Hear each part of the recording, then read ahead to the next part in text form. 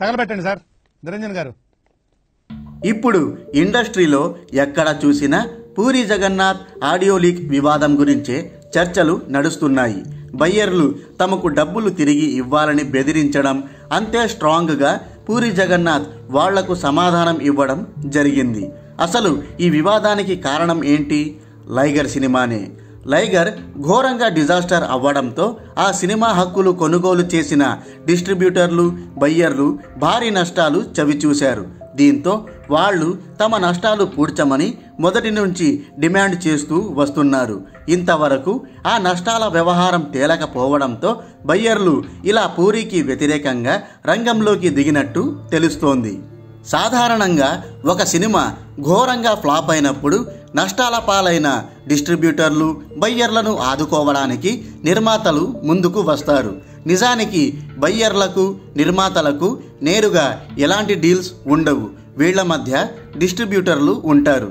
నిర్మాతలు తమ సినిమా హక్కులను డిస్ట్రిబ్యూటర్లకు అమ్మితే ఆ డిస్ట్రిబ్యూటర్ల నుంచి బయ్యర్లు రైట్స్ కొంటారు. ఈ లెక్కన ఏదైనా తేడా కొట్టినప్పుడు డిస్ట్రిబ్యూటర్లతోనే బయ్యర్లు తేల్చుకోవాల్సి ఉంటుంది. అప్పుడు నిర్మాతలు, డిస్ట్రిబ్యూటర్లు చర్చలు జరిపి కొంతలో కొంతైనా నష్టాలు పూడ్చేందుకు ప్రయత్నిస్తారు. ఒక సినిమా ఫ్లాప్ అయినప్పుడు నిర్మాతలు కూడా నష్టాల పాలవుతారు. కాబట్టి మొత్తం నష్టాలను పూడ్చడం అనేది దాదాపు అసాధ్యం. అయినప్పటికీ సాధ్యమైనంత వరకు నష్టాలను కవర్ చేసేందుకు నిర్మాతలు ప్రయత్నిస్తారు. సినిమా ఇండస్ట్రీలో బిజినెస్ సాఫీగా సాగాలంటే డిస్ట్రిబ్యూటర్లతో పాటు బయ్యర్లతో కూడా నిర్మాతలకు మంచి సంబంధాలు కొనసాగించాల్సి ఉంటుంది. లాభాలు వచ్చినప్పుడు ఎలాగైతే షేర్లు పంచుకుంటారో నష్టాల విషయంలో కూడా అలాగే కవర్ చేసుకుంటారు. ఇక్కడ పూరి జగన్నాథ్ కూడా నష్టాలను సెటిల్ చేయాలని ఫిక్స్ అయ్యాడు. కాకపోతే లైగర్ వల్ల చాలా నష్టాలు వచ్చాయి కాబట్టి డబ్బులు సెటిల్ చేసేందుకు తనకు కొంత సమయం ఇవ్వాలని కోరాడు. కానీ బయ్యర్లు మాత్రం అందుకు ఒప్పుకోవడం లేదు. తమ డబ్బులు ఇప్పుడే తిరిగి ఇవ్వాలని పట్టుబడుతున్నారు. ఒకవేళ ఇవ్వకపోతే ఇంటి ముందు అలాగే ఆఫీస్ ముందు ధర్నా చేయడానికి సిద్ధమయ్యారు. ఇలాంటి పరిస్థితుల్లో డిస్ట్రిబ్యూటర్లు జోక్యం చేసుకొని పరిస్థితిని అదుపు చేసేందుకు ప్రయత్నించాలి. పూరి జగన్నాథ్ తప్పకుండా నష్టాలను సెటిల్ చేస్తాడని హామీ ఇచ్చి బయ్యర్లను శాంతింపచేయాలి.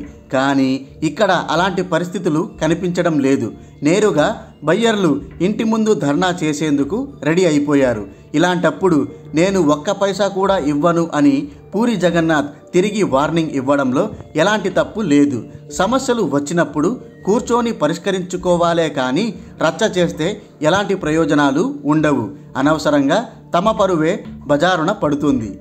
ఈ వ్యవహారం మాటలతో తెగేలా లేదని తెలియడం వల్లే పూరి జగన్నాథ్ పోలీస్ స్టేషన్ మెట్లు ఎక్కాడు. వరంగల్ సీను, ఫైనాన్షియర్ శోభన్ బాబు కలిసి బయ్యర్లను ప్రేరేపించి తనపై, తన కుటుంబంపై హింసకు పాల్పడుతున్నారని కంప్లైంట్ ఇచ్చాడు. మరి ఈ వివాదం ఎక్కడి దాకా వెళ్తుందో, ఎన్ని మలుపులు తిరుగుతుందో చూడాలి. ఇదే సమయంలో కొందరు విజయ్ దేవరకొండని కూడా సీన్లోకి లాగుతున్నారు. అతడు కూడా ముందుకొచ్చి నష్టపోయిన వారిని ఆదుకోవచ్చు కదా అని అడుగుతున్నారు. నిజానికి సినిమా బిజినెస్తో హీరోలకు ఎలాంటి సంబంధం ఉండదు. సినిమాలో నటించడం, ప్రమోషన్ కార్యక్రమాల్లో పాల్గొనడం తప్ప బిజినెస్లో జోక్యం చేసుకునే హక్కు వాళ్లకు లేదు. ఇక్కడ ఒక చిన్న ఎగ్జాంపుల్ చెప్తా. ఒక కంపెనీ భారీ నష్టాలతో మునిగిపోతే దాన్ని కాపాడేందుకు ఎంప్లాయీస్ తమ ఆస్తులు తాకట్టు పెడతారా? లేదు కదా. ఇక్కడ కూడా సేమ్ అంతే. సినిమాల విషయంలో ఇంకా గొప్ప విషయం ఏమిటంటే తమ నిర్మాతలు, డిస్ట్రిబ్యూటర్లు నష్టపోయారన్న కైండ్ హార్ట్తో హీరోలు తమ రెమ్యునరేషన్ని తిరిగి ఇచ్చేస్తారు. విజయ్ దేవరకొండ కూడా లైగర్కి నయా పైసా పారితోషికం తీసుకోలేదు. నిర్మాతలు నష్టాల్లో ఉన్నారని తెలుసుకొని తీసుకున్న కొంత డబ్బుని కూడా తిరిగి ఇచ్చేశాడు. ఈ విషయంలో విజయ్కి హ్యాట్స్ ఆఫ్ చెప్పాల్సిందే.